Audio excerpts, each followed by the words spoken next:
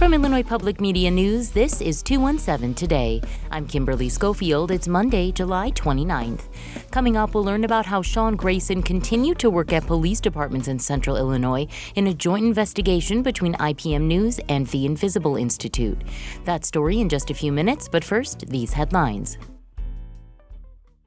Police are looking for the person who shot and killed two teenagers from Champaign over the weekend. Two others were also wounded. It happened late Saturday night in the 2000 block of Cynthia Drive in Champaign. An 18-year-old male and an 18-year-old female from Champaign died at the hospital from gunshot wounds. The Champaign County coroner identified the victims, George Doris Rogers and Denijah Staple. A 25-year-old woman and 15-year-old male were also treated for non-life-threatening gunshot wounds. Police do not have a suspect or motive in this violence at this time, but they say the investigation remains ongoing. Medicare recipients are now eligible to receive services at the University of Illinois' Audiology and Speech-Language Pathology Clinic. IPM's Anuliko Uchuba has more. Among other things, the clinic provides audiological assessments and treatment for various communication disorders. Rebel Lohana is the clinic manager. She says they received the certification to accept Medicare last month.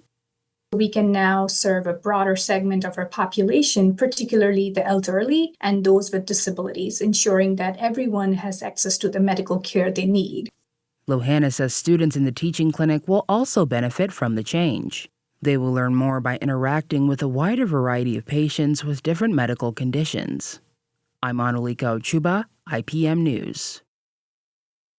County officials in Springfield on Friday released the autopsy report of Sonya Massey, who was fatally shot by a sheriff's deputy earlier this month. Mawa Iqbal reports. The autopsy report shows that 36-year-old Massie died from a gunshot wound under her left eye. She was shot by then-Sheriff's Deputy Sean Grayson. Massie was pronounced dead just an hour after she had called 911 to her home for help. Attorney Ben Crump represents the family. The autopsy confirms what everybody already knew on the video, that this was just a senseless, unnecessary, excessive use of force. According to the report, Massie had traces of gabapentin in her system. It's a medication used to treat seizures and nerve pain. I'm Mawa Iqbal. Some people in the Illinois hemp industry want to work with Republicans to regulate their industry instead of eliminating it. Alex Stegman reports. Democrats are split on whether hemp-derived products that mimic marijuana should be banned. Charles Wu leads the Illinois Hemp Business Association. We're not, a bunch of gas station dealers trying to poison children. So he's trying to convince Illinois Republicans that regulation, not elimination, is the way to go. Our estimates of an economic impact is $1.5 billion to the state over the next 4 years. So this is on par with what cannabis can offer. A wide-ranging measure to effectively ban hemp products stalled before state lawmakers adjourned for the summer. It could come up again when they come back in November. I'm Alex Stegman. There's a new testing requirement for some cattle participating in livestock events in Illinois this summer. Jess Savage has more. The Illinois Department of Agriculture has added a testing requirement for lactating dairy cattle participating in livestock exhibitions. It's to minimize the spread of H5N1. That's the highly pathogenic avian influenza. 12 states have confirmed cases. In Illinois, this step is being taken out of an abundance of caution. Testing requirements apply to lactating dairy cattle at county fairs and next month's Illinois State Fair. A negative test result must be documented within 7 days of the cow's arrival at the exhibition. Illinois is home to more than 600 dairy farms with 73,000 cows or calves. I'm Jess Savage. Still to come, we'll learn about how Sean Grayson continued to work at police departments in central Illinois in a joint investigation between IPM News and the Invisible Institute. That story is coming up next on 217 Today.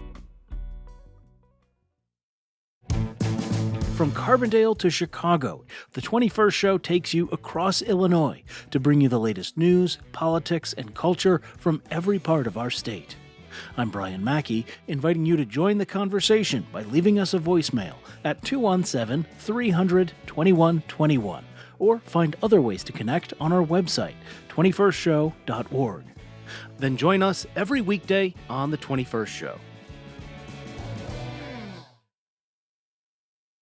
You're listening to 217 Today. I'm Kimberly Schofield. The shooting death of Sonya Massey by a now former Sangamon County Sheriff's deputy has prompted a statement from the president, a Department of Justice investigation, and nationwide outrage.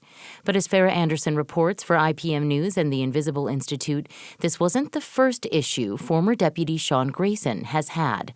A note to our listeners, this story contains the sounds of gunshots. In the early morning hours of July 6th, Sonya Massey called the sheriff's department. She thought there was a prowler outside of her home. Sean Grayson was one of the two deputies to respond shortly after 1 a.m. After looking around outside, the two enter Massey's home about 10 minutes later to get her identification. What you're about to hear is from the second officer's body camera. Grayson's camera was not turned on. As she fumbled through her bag looking for her driver's license, Grayson pointed out a pot of boiling water she had left on the stove. Huh? Away from your hot steaming water. Massie turns off the burner and takes the pot over to the sink. Then, in a quiet voice, she rebukes Grayson in the name of Jesus. At this point, he grabs his gun. I swear to God, I'll shoot you right in your face. Okay, I'm sorry. It's hard to see, but Massie ducks under the counter separating them. Grayson is now pointing his gun at Massie and moving around the counter to where she is. 19 shots fired. Shots fired! Shots fired! Drop the pot! An autopsy revealed the bullet that killed her went through her face under her left eye. After the shooting, Sean Grayson was fired from the Sangamon County Sheriff's Office and charged with first-degree murder, aggravated battery with a firearm, and official misconduct. He pleaded not guilty. But before all this, Grayson was a soldier in the U.S. Army stationed at Fort Riley in Kansas. After 2 years, military records show he was discharged for serious misconduct, but no one is quite sure what that misconduct was. Grayson then joined the Pawnee Police Department as a part-time officer.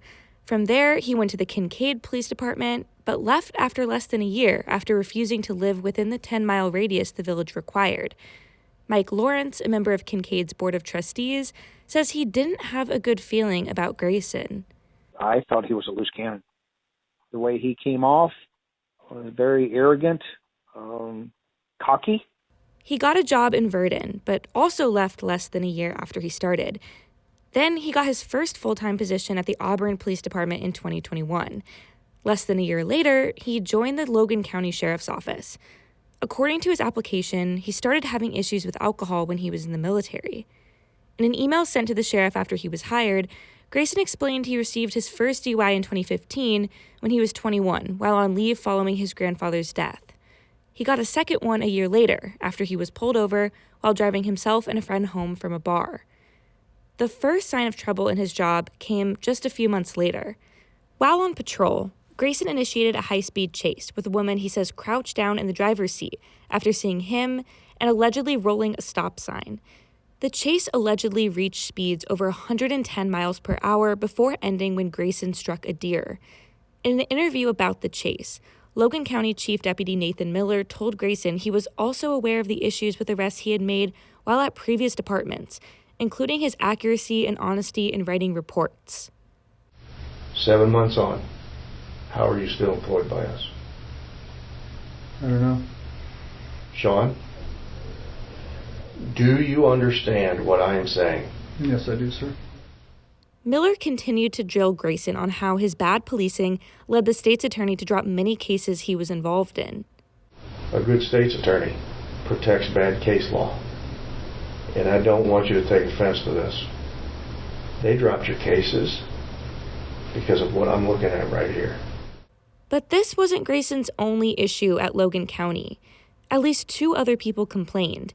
In one case, a woman wrote that while she was being processed, she told deputies she had inserted drugs inside herself. She claimed Grayson instructed her to remove them in front of him and another male deputy, which he later admitted to. She alleged a female officer stopped her, and they took her to a nearby hospital so a doctor could remove the drugs. While she was exposed, she says Grayson pulled back the curtain and saw her before a doctor intervened. There's no records of how her complaint was investigated, but Grayson received training for best practices. Amy Thompson is a lawyer with Chicago-based Impact for Equity, which focuses on police accountability. She says that kind of behavior should have been thoroughly investigated and submitted to the state's police misconduct database, as required by state law. That's important, and that's not the kind of conduct that we want in our law enforcement officers in the state.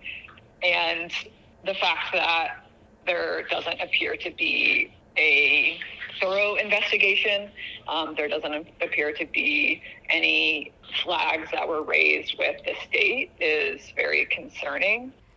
Logan County Sheriff Mark Lander said Grayson was not under investigation when he resigned from the department and declined to comment further. The reality is what happened to Sonya Massey should not happen. That should not be an acceptable outcome in our state. And we need to make sure that whatever law enforcement standards are in place and accountability measures are in place for when those standards are breached are strong enough to prevent something like this from happening. Civil rights attorney Ben Crump is representing Massey's family.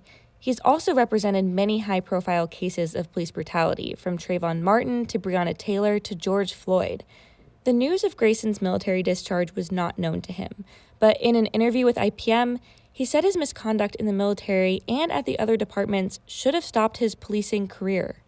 Well, when you look at the video, coupled with the fact that he's has 6 different agencies in the last 4 years, it raises all kinds of red flags.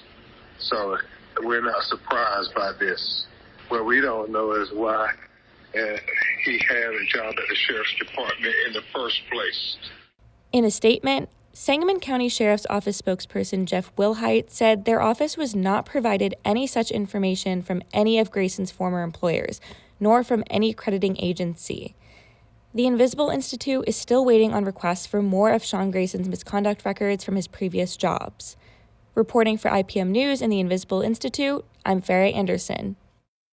This story was produced in partnership with the nonprofit newsrooms Invisible Institute and the Investigative Reporting Workshop. It was also co-reported by Sam Stecklow. And finally, in your forecast, meteorologist Andrew Pritchard says today will be partly cloudy with showers and thunderstorms likely and a high of 85 degrees.